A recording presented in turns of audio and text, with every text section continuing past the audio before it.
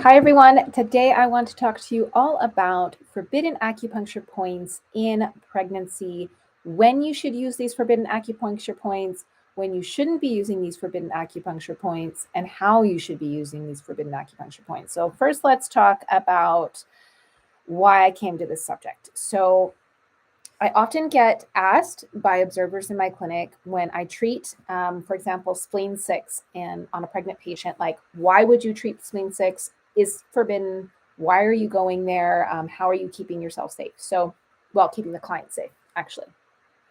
And I get this question quite frequently: gallbladder 21, LI4, spleen 6, points on the stomach, points on the back, all of these things. And I treat mainly in my clinic here in Colorado, I treat perinatal patients, so people who are getting ready for natural fertility, going through pregnancy, and then, of course, postpartum. And then I treat their little ones everywhere from newborn to age 14 in my clinic called Bumblebee Acutherapy. So I wanted to talk about that a little bit today.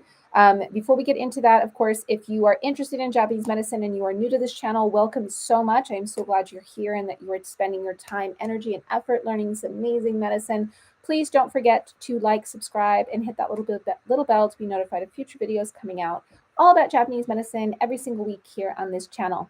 So let's get straight into it.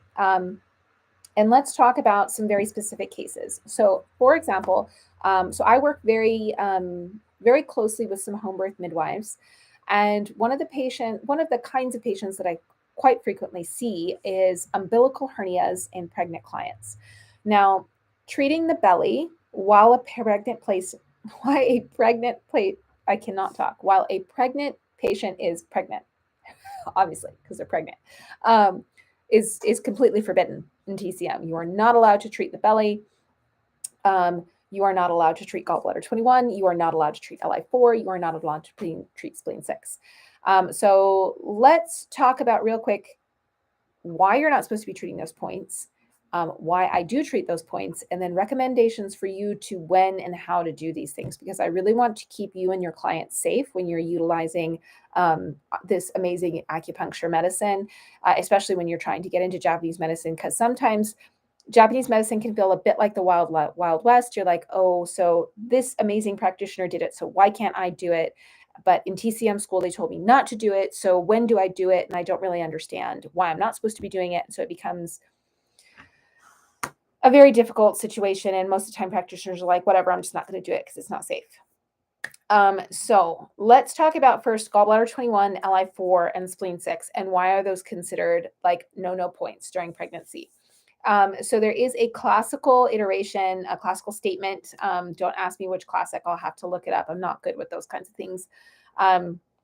Where it was stated that a acupuncturist treated a pregnant client by tonifying gallbladder 21 and tonifying LI4 and then dispersing spleen 6, and they caused that mom to have a miscarriage.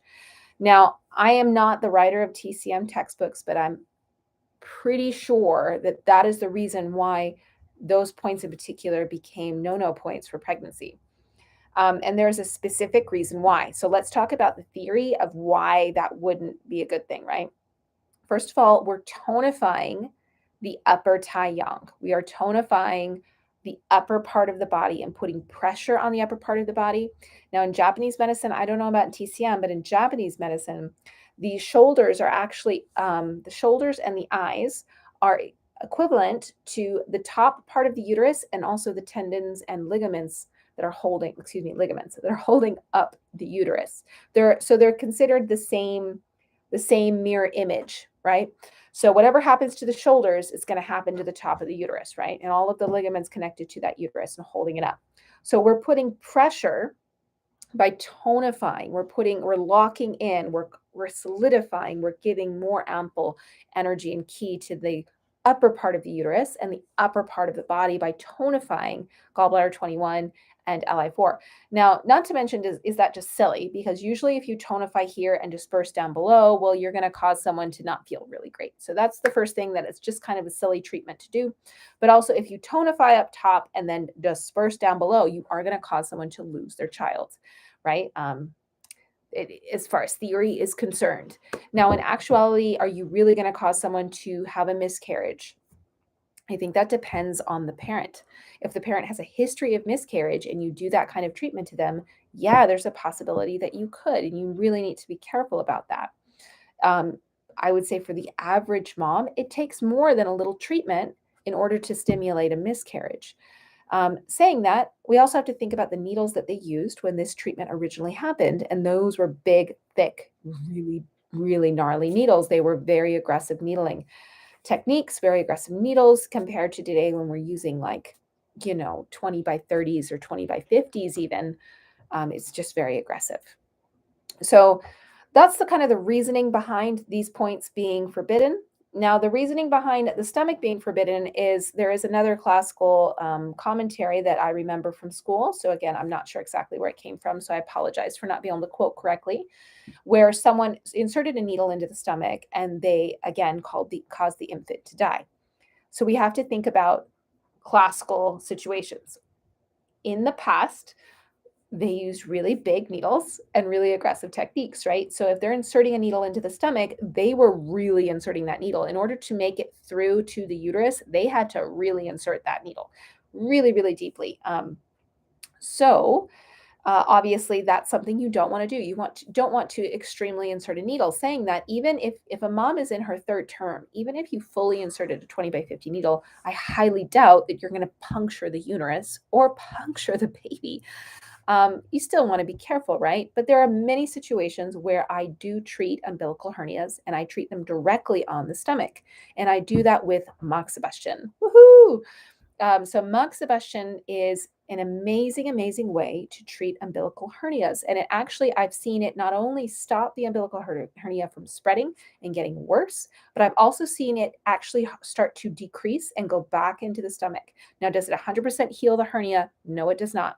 But that umbilical hernia, from everybody's perspective, it visually, you can see the coloration better, the size of the hernia is better, the feeling of the hernia is better, and the distension, that feeling of heaviness in the body, is better as well. So not only the exact location, but the actual stomach feels better, which I call a win for a mom who's in her third trimester.